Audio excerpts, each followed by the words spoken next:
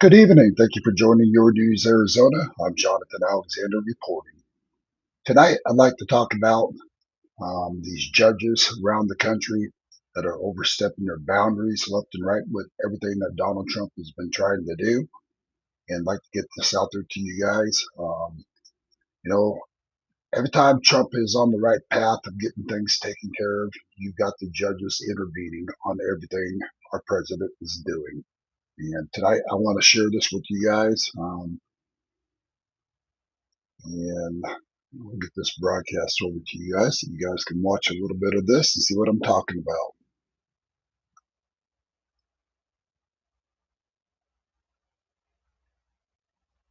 Our message to the drug traffickers is get the hell out of our country. Your free ride is over because President Trump is back in the Oval Office. President Trump has been very clear and consistent. He's prepared to use every element of American power to stop drugs from flooding into our country and to bring those responsible to justice. A powerful strike against one of the most powerful drug cartels in the world.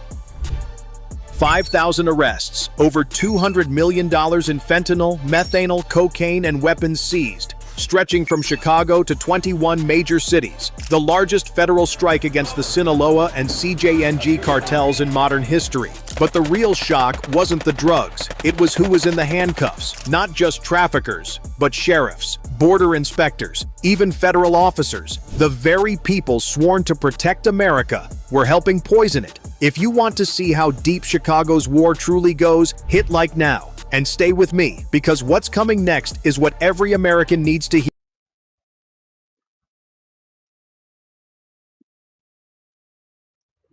Okay, the point of showing that right there, you take a look at everything that's been going on in this country, um, just all the chaos and complete hell that's been going on. President Trump has been trying to get the military involved.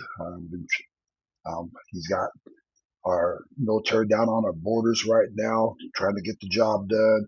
Every time I turn around, we're seeing these judges intervene on every last thing our president does. Despite all the chaos going on in this country, these Democrats and these Democrat judges are just getting right in the way of everything Trump is trying to do. Um, I also would like to talk about another subject here, real quick, with you about the New York City mayor that just got elected in, the first Muslim mayor to ever be elected in New York City. You guys think about it. I made a couple posts on this earlier. You know, after 9/11, you think New York City would have learned its lesson. Um, obviously, you know, obviously they haven't. They vote in a Muslim mayor. Um, for those of them out there that believed that they attacked our country on 9/11, the whole 9 yards, you know, quite frankly, I'm going to voice my opinion here tonight, and I'm just going to get it out there. Quite frankly, I personally believe it was our United States government that just demolished the World Trade Centers. I believe those were all controlled detonations. We've covered this in the past about Tower Number 7. That was never even hit by a plane. That ended up going down like all the rest of the trade centers. Um, it's just, regardless of what, here's the point behind it. When we attacked their country, they promised America 100-year war. And you look at how many years that war had gone on, for over 20 years. And even to this day, we've got problems over in that part of the world. And, now we're voting in, a Muslim leadership into office. In my opinion, this is unacceptable for America. I cannot believe what I'm seeing here in America today. Um, it's just, you know, yeah, I'm going to tell you what I know about the Muslims. They were taught to lie to us, to deceive us, to gain our trust. That's what they're going to do with their enemy. And, a good point here with the New York City Muslim mayor. You know, if he's a true Muslim, then he thinks America is his enemy. And I'm just going to say it. So, Mr. Zuckerberg, I'm sure you're probably censoring my Facebook tonight, like you've been doing to me for the last 2 months now. So enjoy this one, buddy, because I'm getting it out there. You just look at the facts, guys. I'm going to share with you guys a couple little screenshots here, and a video as well. Um,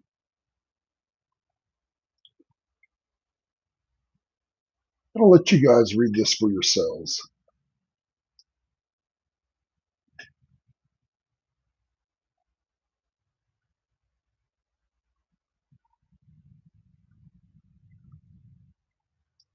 Okay, I'm going to enlarge this for you guys.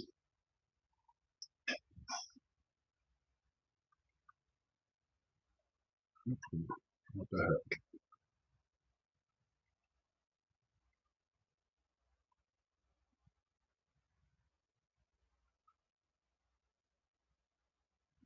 See if they're going to let me share this or not.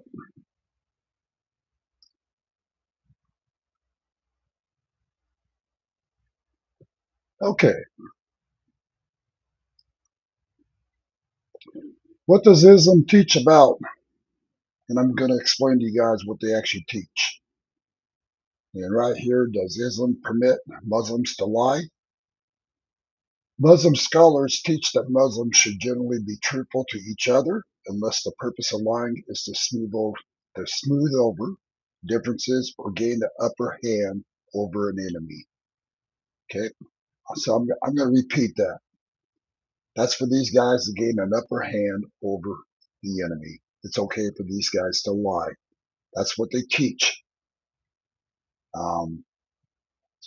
It gets a lot worse than that. Trying to get to a couple parts here for you guys. So under Quran 16:106 establishes that there are circumstances that can compel a Muslim to tell a lie. Quran 3:28. This verse instructs believers not to take those outside the faith as friends unless it is to guard themselves against danger, meaning that there are times when a Muslim may appear friendly to non-Muslims, even though they should not feel friendly. Quran 9:3 teaches Allah and His Messenger are free from liability to the idolaters. The dissolution of oaths is with pagans who remained at Mecca following its capture. They did nothing wrong, but were evicted away. The next verse refers only to those who have a personal agreement with Muhammad as individuals. Quran 66:2. Allah has already obtained for you the dissolution of your oaths. For today's reader, the circumstances for betraying your word are not specified, leaving this verse open to interpretation. So keep in mind, they're saying this is kept open for interpretation.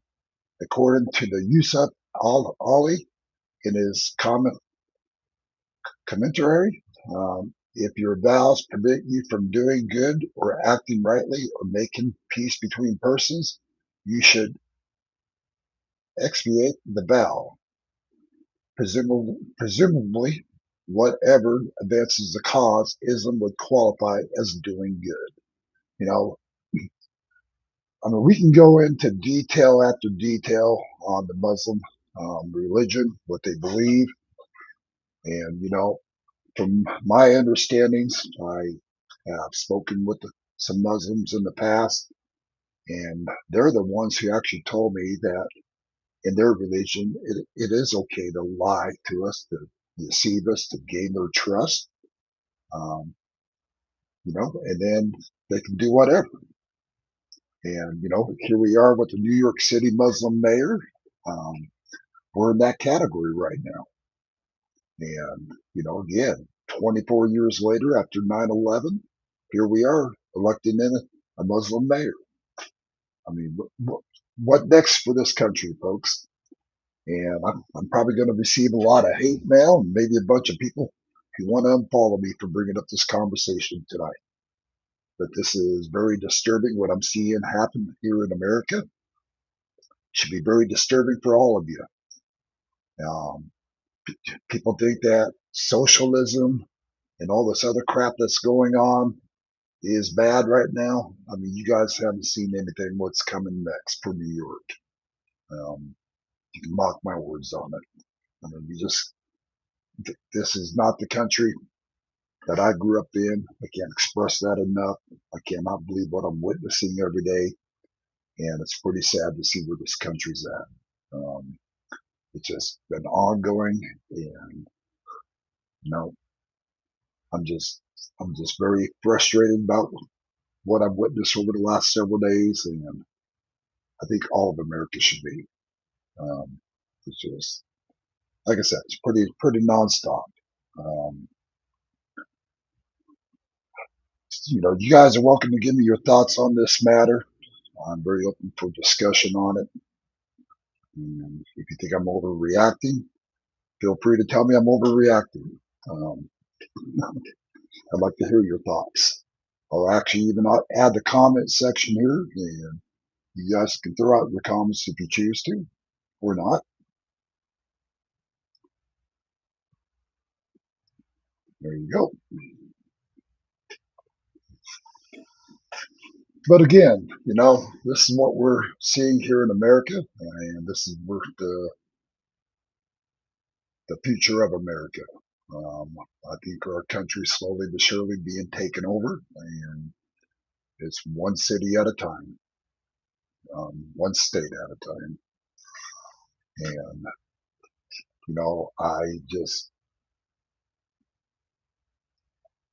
I'm at a loss for words right now, folks, with what's happening in this country, and that's why I'm open for discussion on it. Maybe somebody can help me see things a little differently by voicing your opinion as well. But at this point in time, um, I think this country's on its way out as we know it. And you know, again, we just witness all the stuff that we keep seeing going on. Then on top of it, we have all these judges that keeps trying to override Donald Trump from doing what he needs to do to protect this country. Um, and they don't see a problem with the invasion on the borders. These Democrats, want us to fund all these illegals that are still in our country. That's what's been a lot of it's got the government shut down right now. And this is, again, this is our country, folks. This is the country I love. This is the country I grew up in. And, you know, and I'm slowly but surely watching this country dissolve and being taken over. And, tomorrow, just to give you guys an announcement, we're going to be starting a talk show in the morning. It's going to start at 10 a.m. Mountain Time. Love to have you guys join in. We're going to be having all kinds of different conversations each day on the talk show. And for those of you guys that would like to be involved, we'll be posting our phone number out there as well. Actually, I think I have it on here for you now. I can post. And just like to get the American people more involved and just have an open line of communication with the American people and just kind of see where it goes from there. And I welcome Republicans and Democrats to get involved. So I wouldn't mind hearing both sides of the aisle, what they happen to believe or think. But, unless you got some pretty damn good set of blindfolds on, it's quite obvious what's happening to this country. And, right now we've got Donald Trump in for a 4-year term. What happens if a Democrat gets in power for the next presidency? That's something to keep in mind as well. And don't think it can't happen. It's like saying that I kept hearing everybody say, a Muslim mayor would never be elected either, and here they are in office. And again, like I said, I'm probably going to get a lot of hate mail over this broadcast tonight, but I'm an American. I'm allowed to speak my thoughts and my mind on matters. And what I'm seeing, again, for this country is a country that is collapsing, a country that is, you know, a bunch of sheep that's going to be living on their knees. And, um, I'd rather be in the fight standing, and I'll take my last breath fighting for this country, because this country is what I love, and it's a sad day for America, in my opinion. So I had a couple other broadcasts I wanted to share here with you guys, a couple of videos, and for whatever reasons, those went off. Let's see if I can't find it for you real quick. It was a speech from Pam Bondi.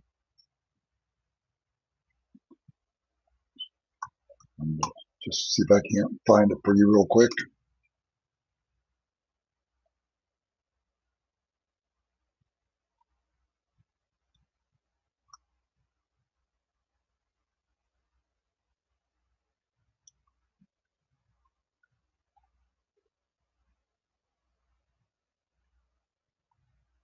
And here's another one I want to share with you guys on Pam Bondi anyways. See if I can't. Here we go.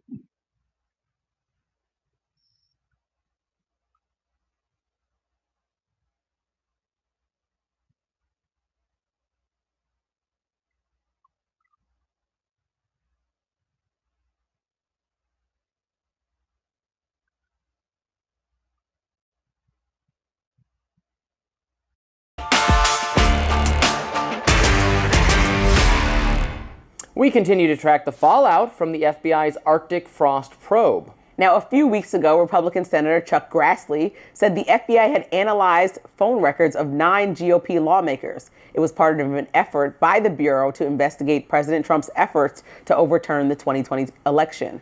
Now, Attorney General Pam Bondi says that Trump's phone was also seized. In a post on X, Bondi says, during the Arctic Frost investigation, we found special counsel seized President Trump's government-issued phone. This means the Biden administration turned over President Trump's phone to the special counsel, an unprecedented action. In addition, special counsel subpoenaed all of President Trump's personal phone records. We can never again allow this kind of government weaponization in America. I submitted these new documents to our partners on Capitol Hill, and I commend our team at the FBI for working diligently to expose this. Now, those comments were then echoed by White House Press Secretary Caroline Leavitt, and Florida Representative Byron Donalds took it a step farther, calling the entire investigation a scheme. Let's watch. When this issue comes up about the weaponization, which did occur, of the Department of Justice, going after their political rivals for the purposes of trying to win elections and maintain power, that's your story, not whether President Trump challenged the results of the 2020 election. Now, of course, many on the left are saying Bondi's findings are overblown, and some suspect there are other motives behind Republicans looking into Arctic frost. Democratic communications operative Matthew Miller writes, quote, "This Arctic frost stuff started as the usual white right-wing bait, but you can see them now laying the predicate to pay Trump the $230 million in taxpayer money he's demanded. More surely to come as they build this very nonsensical case." Well, I don't know about the case, but I am deeply, deeply disturbed by what Pam Bondi is showing here, by the contours of this Arctic frost investigation. Remember, this was multiple Republican senators who were targeted by this. And now we learn Trump's government phone and his phone records seized by... Again, there's another prime example of government overreach. Again, they want to blame it, right wing this, right wing that, conspiracy, all kinds of different crap they keep pointing out. This is your Democrats for you. And, the truth is, in my opinion about the 2024 election, I've got to be careful. I mean, the 2020 election, I've got to be careful how I say this because of YouTube. But I can tell you right now, I know what happened in 2020. And just like I'm sure the rest of you as well. either way, I mean, that's just another prime example of the crap they did to Trump and the crap they're still doing to Trump. And they've got all their judges, and the left has their judges that keep intervening on it, all from Democratic states pretty much. And it's ridiculous what we're seeing here in America. But it's going to continue, and until somebody puts a stop to it, God help us. So I'm going to share this other one for you real quick, and I've got to be getting ready for my next show for tomorrow morning. But I want to share this here for Zohran Mamdani, the mayor of New York. I'll share that post with you guys real quick.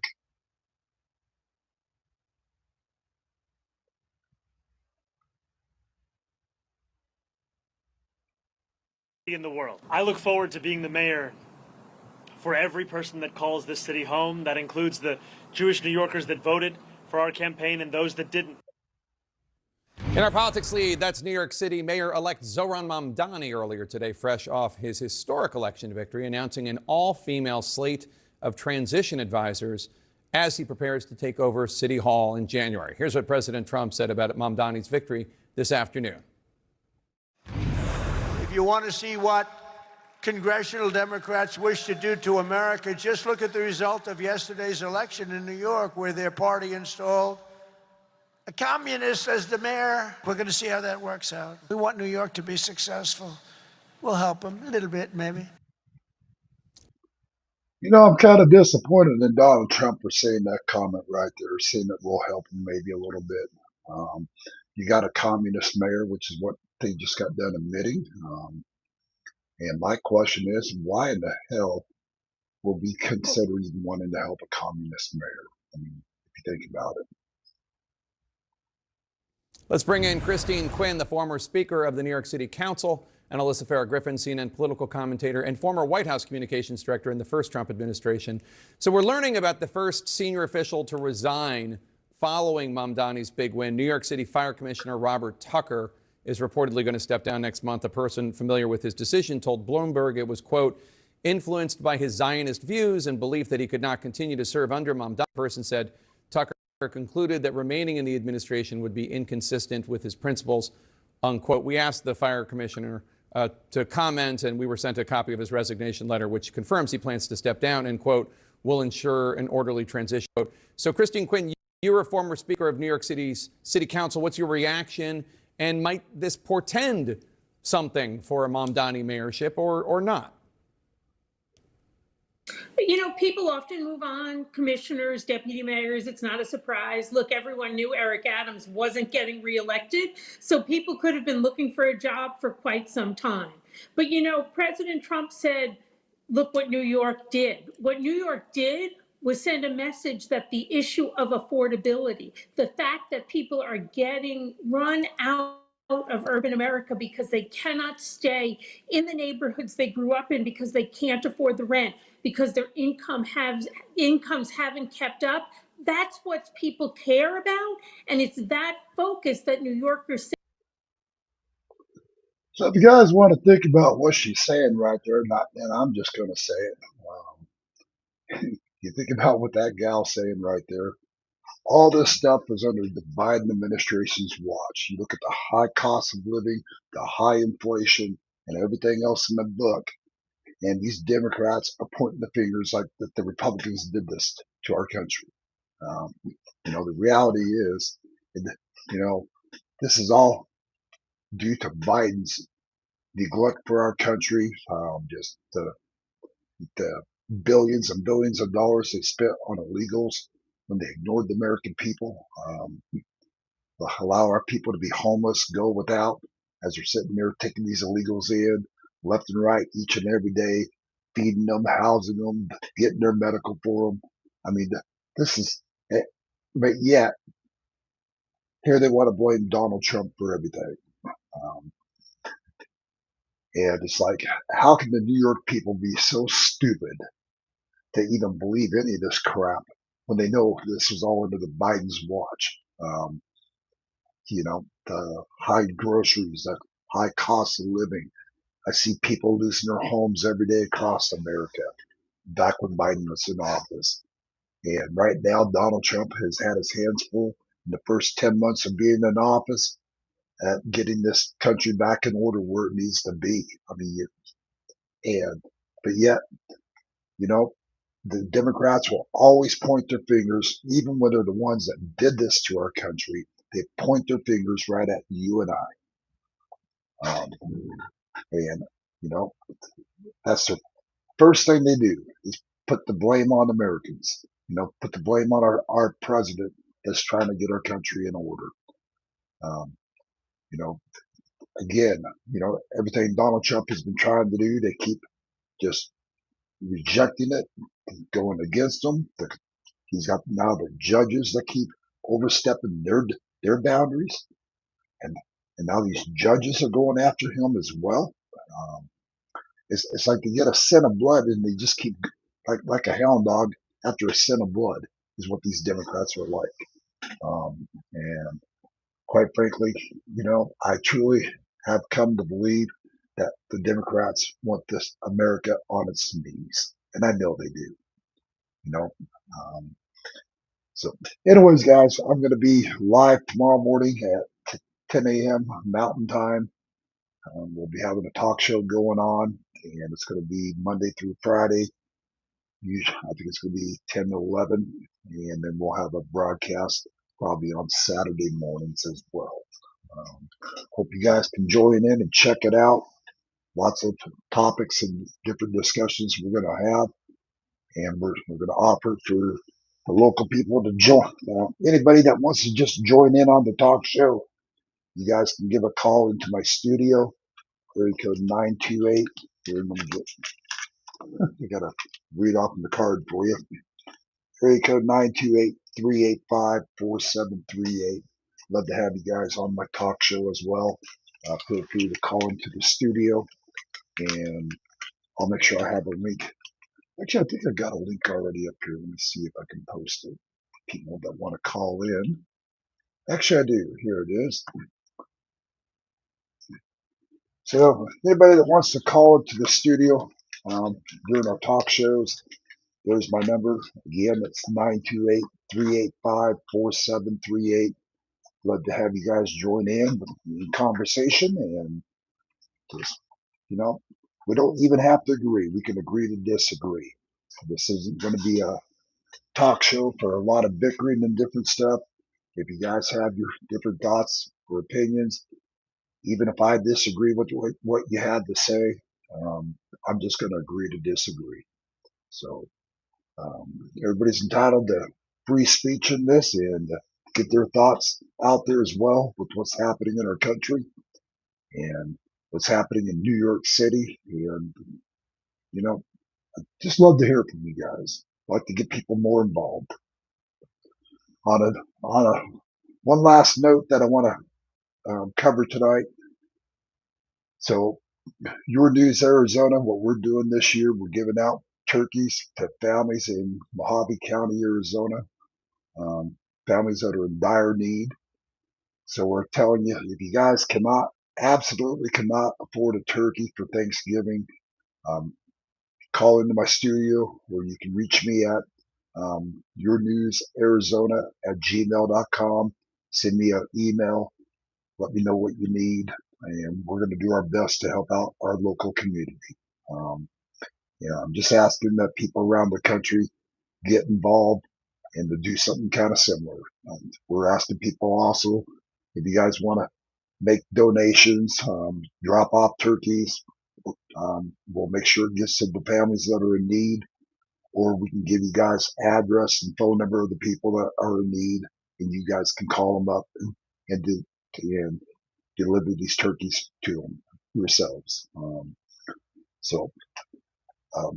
Again, our main concern is making sure no family goes without this Thanksgiving, and we're going to do our best that will happen. So, it's kind of raspy tonight, guys. It's been a long day. Been taking care of a lot of stuff in the studio, and so I'm going to go ahead and end this broadcast. God bless you guys, and keep this country in your thoughts and prayers. and keep our president in your prayers, and definitely keep our ICE and Border Patrol in your prayers. And other than that, guys, I'm going to go ahead and end this broadcast, and we'll see you tomorrow morning at 10 a.m. This is Jonathan Alexander reporting live with your news, Arizona.